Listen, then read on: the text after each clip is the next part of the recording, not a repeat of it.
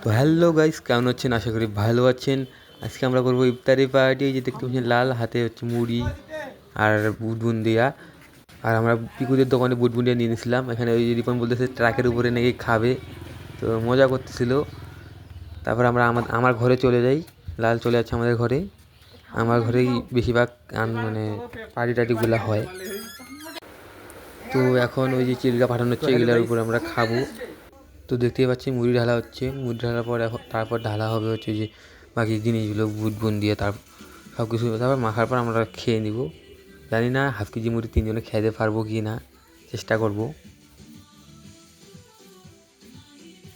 তো এখন রিপনরা chop top আর মানে বড়া এগুলো চিড়ে দিচ্ছে। রিপন তো প্যাকেট নিয়ে 2 হাত দিয়ে চিড়ে দেওয়া শুরু করে দিছে আর কি। এখন আমরা মাখাটাকে খাবো, তো আপনারা দেখতে থাকুন ভিডিওটা।